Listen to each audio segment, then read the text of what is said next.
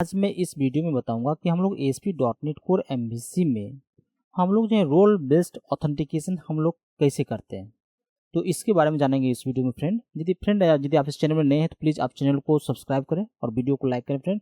चलिए स्टार्ट करते हैं। सबसे पहले क्या होता है कि मैंने इस प्लेलिस्ट में मैंने ऑलरेडी बता चुका हूँ किस तरह से हमने यूजर को रजिस्टर करता हूँ, किस तरह से मैंने न्यू रोल को मैं ऐड करता हूँ डाटाबेस के अंदर, किस तरह से मैं रोल को असाइन किया था किसी पार्टिकुलर यूजर को। तो आप इस तरह से जब मैंने इंटरफेस भी बना चुका मेरे सामने, देखिए इस तरह से मैं रोल पे क्लिक करता हूँ तो मैं अभी टेस्टिंग पर्पस के लिए मैं यहाँ पर ये परमिशन नहीं दिया गया है एडमिन को, जो 403 पेज आपको दिखा दे रहा है एक्सेस डिनाइड। तो मैं अभी दिखाऊंगा। तो यहाँ पर यूजर पे जब मैं क्लिक करता हूँ तो यहाँ देखिए यूजर, जितने भी यूजर आप ऐड करते हो सारा यूजर आ जाएगा यहाँ पे। और उसके बाद यहाँ पर आने के बाद जो है रोल यदि असाइन करना है किसी यूजर को, एडिट पर क्लिक करोगे। इस तरह से यूजर को एडिट करते हैं हम लोग।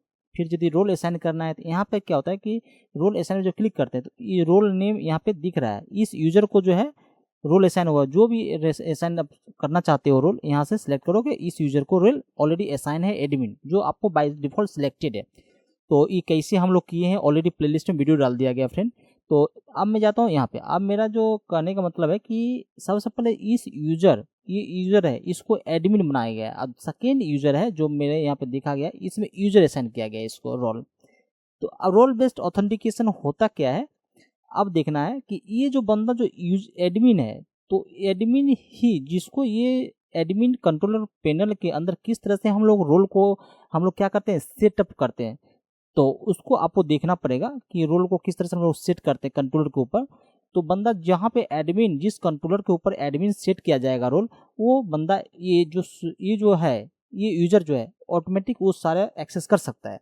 और जिस कंट्रोलर के ऊपर जो रोल यूजर सेट किया जाएगा वो बंदा यूजर को एक्सेस कर सकता है। और यदि कंट्रोलर के ऊपर दोनों रोल को यदि एक्सेस मेंशन कर दिया जाता है यूजर और एडमिन, तो दोनों बंदा जो है एक्सेस कर सकता है कंट्रोलर को। तो यहाँ पर जो रोल जो मेंशन किया गया इसमें जो आपको एक्सेस डिनाइड दिखा रहा है, तो यहाँ पर मैंने क्या किया हूँ, यहाँ पे यूजर को रोल जो है यूजर मेंशन कर दिया। इस कंट्रोलर पे रोल कंट्रोलर जो है उस पर मैंने यूजर मेंशन कर दिया हूँ, इसीलिए यहाँ पे इस तरह का मैसेज दिखा रहा है। तो इस मैसेज कैसे दिखाता है वो सारा चीज़ मैं आपको अभी दिखाऊंगा इसमें।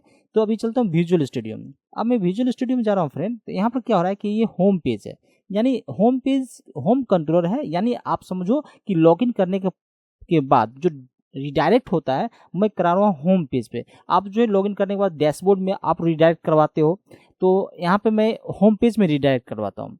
इस चीज़ को ध्यान रखना। यहाँ पर क्या होता है कि इससे पहले जो मैंने वीडियो बनाया था उसमें ऑथराइज ओनली रखते थे, है ना।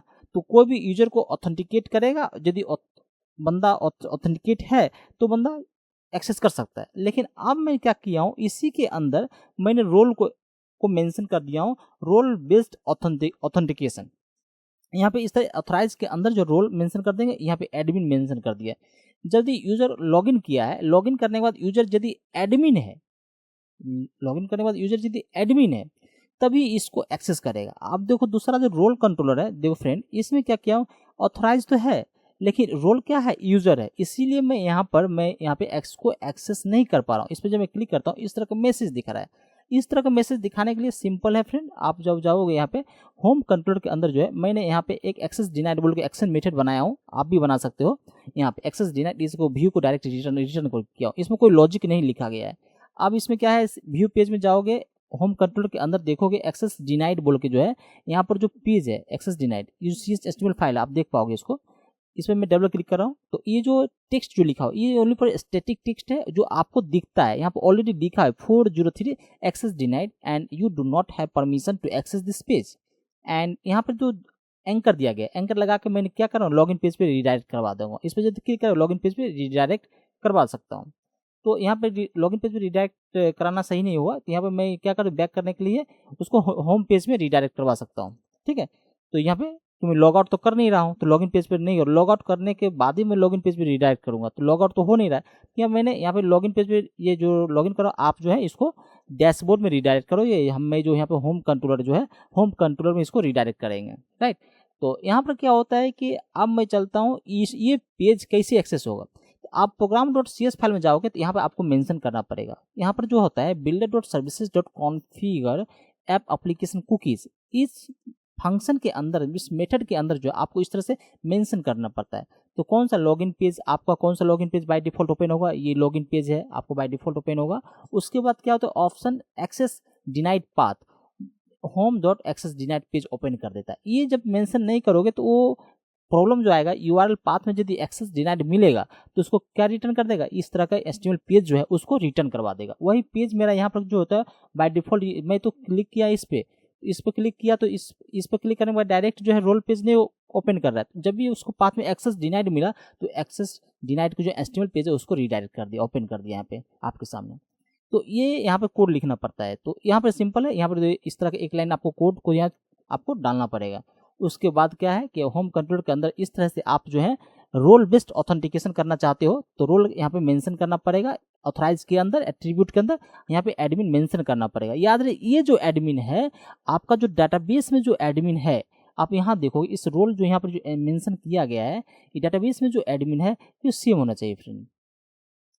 तो यहाँ पे आपको एडमिन मिल जाएगा। यदि हम, तो यहाँ पे इस तरह से हम लोग यूज करते हैं। तो आप लोग जो है इसको प्रैक्टिस कीजिए, यदि आप लोग प्रैक्टिस कीजिए और सीखिए। यदि कोई प्रॉब्लम आए तो मुझे कमेंट कीजिएगा। तो फ्रेंड, यदि आपको ये वीडियो पसंद आया हो तो प्लीज़ आप चैनल को सब्सक्राइब करें और वीडियो को लाइक करें फ्रेंड।